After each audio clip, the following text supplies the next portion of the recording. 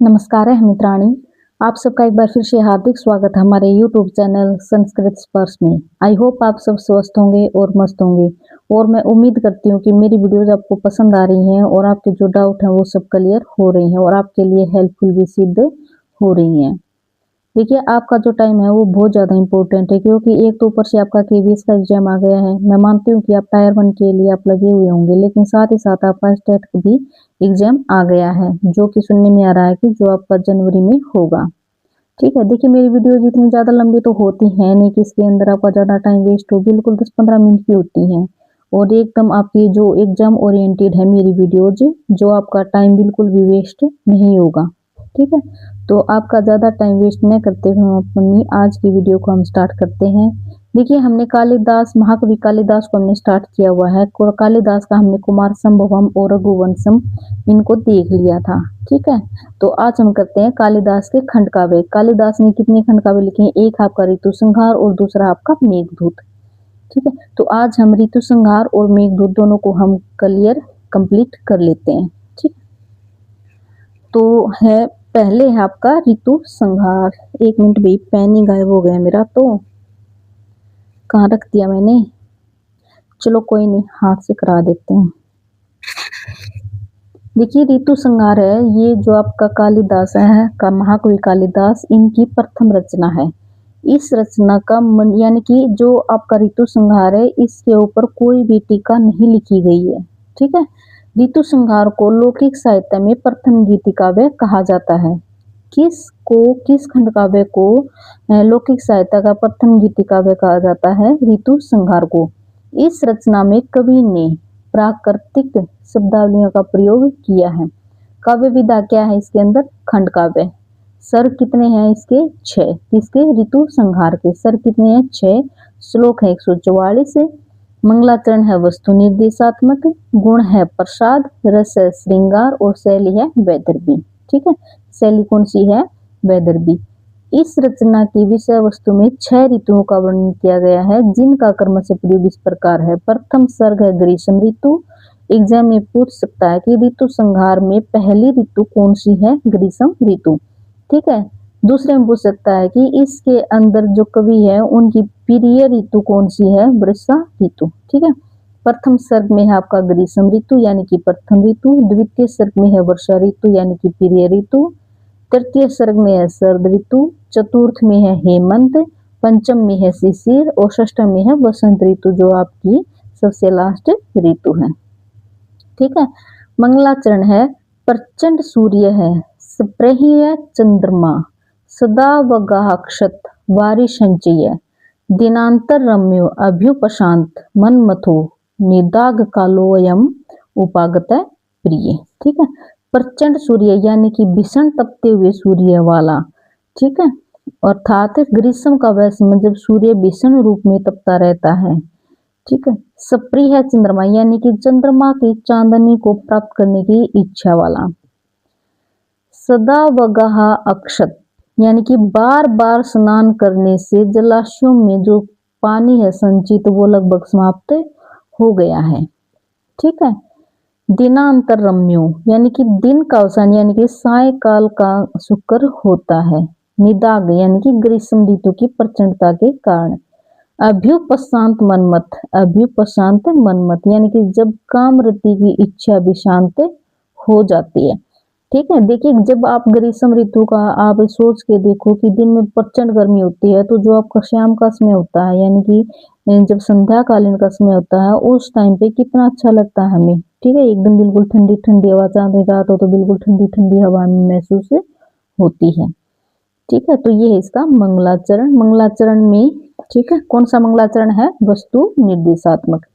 अनुवाद, हे प्राणवीर्य, यह ग्रीष्म का समय आ गया है, इसमें रवि भीषण रूप में तपने लगता है, चांदनी के सुख की इच्छा बढ़ जाती है, निरंतर स्नान करते रहने से जलाशयों में इकट्ठा किया हुआ जल भी समाप्त हो जाता है, अर्थात जलाशय सूख जाता है। दिन की समाप्ति पर सायकाल का समय शुक्र हो जाता है, कामरति यानी कि काम की इच्छा भी कम हो जाती है। ठीक है, ये ग्रीष्म ऋतु का वर्णन किया गया है इसके अंदर।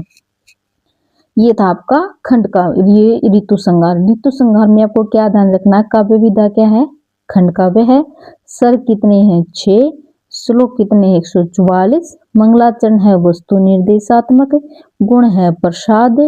रस है श्रृंगार। शैली है वैदर्भी। सबसे पहले स्वर में कौन सी ऋतु का वर्णन किया गया है? ग्रीष्म ऋतु का, जो कि सबसे पहली ऋतु है। और सबसे अंतिम ऋतु को इसमें किसको माना गया है? वसंत ऋतु को। और सबसे प्रिय ऋतु कौन सी है? वर्षा ऋतु। ठीक है, ये ध्यान रखना। नेक्स्ट है मेघदूत। यह कालिदास की गीति रचना है, अर्थात इसे गीति काव्य भी कहा जाता है। ठीक है, जिसे प्रबंधात्मकता के कारण खंड काव्य कहा गया है। किसको गीति काव्य भी कहा जाता है और खंड काव्य कहा जाता है? मेघदूतम को। याद रखना, खंड काव्य और गीति काव्य किसको कहा जाता है? मेघदूत को। जो मेघदूत है उसमें संपूर्ण मेघदूत में मंदाक्रांता छंद का प्रयोग किया गया है। किसका? मंदाक्रांता छंद का। मेघदूत दो भागों में विभक्त है। एक आपका पूर्व मेघ, दूसरा आपका उत्तर मेघ। पूर्व मेघ में है 63 श्लोक और उत्तर मेघ में है 52 श्लोक। ठीक है, पूर्व मेघ में 63 और उत्तर मेघ में 52 श्लोक। इसी मेघदूत के आधार पर ही महाकवि कालिदास का मनपसंद छंद कौन सा बोला गया है? मंदाक्रांता छंद। 1813 ईस्वी में पाश्चात्य विद्वान विल्सन ने इस रचना का अंग्रेजी पद्यानुवाद कलकत्ता से प्रकाशित किया है। किसने? पाश्चात्य विद्वान विल्सन ने। कब? 1813 में। ठीक है, इसका कथानक देखिए आप। क्या है ये? गीति काव्य भी है और खंड काव्य भी है। इसके अंदर नायक है यक्ष, नायिका है यक्षिणी, दूत है मेघ, छंद है मंदाक्रांता, गुण है प्रसाद, शैली है वैदर्भी और मंगलाचरण है वस्तु निर्देशात्मक। ठीक है, क्लियर यहाँ तक? जो ऋतु श्रृंगार है उसमें भी शैली वैदर्भी है और जो मेघदूत है उसमें भी शैली वैदर्भी है। ऋतु श्रृंगार में भी मंगलाचरण वस्तु निर्देशात्मक है और मेघदूत में भी मंगलाचरण वस्तु निर्देशात्मक है। यानी कि कालिदास के खंड काव्य में दोनों में ही मंगलाचरण क्या है? वस्तु निर्देशात्मक है। ठीक है, गुण प्रसाद है।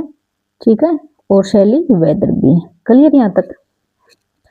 इसके अंदर जो मेघदूत का कथानक है वो कवि कल्पित है, यानी कि इसके अंदर कवि ने कल्पना की है।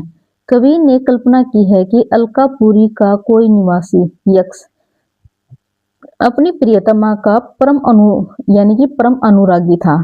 उसके स्वामी कुबेर ने 1 वर्ष के लिए शाप देकर यानी कि श्राप देकर रामगिरी के पर्वत पर भेज दिया। पूछा जा सकता है कि यक्ष को श्राप किस पर्वत पर काटा था? यक्ष ने अपना 1 साल का श्राप दिया था और कहाँ पे काटा था? रामगिरी पर्वत पर। ध्यान रखना, अपनी प्रिया के विरह में यक्ष ने विभिन्न आश्रमों में रहकर 8 मास बिता दिए थे। कितने? 8 मास।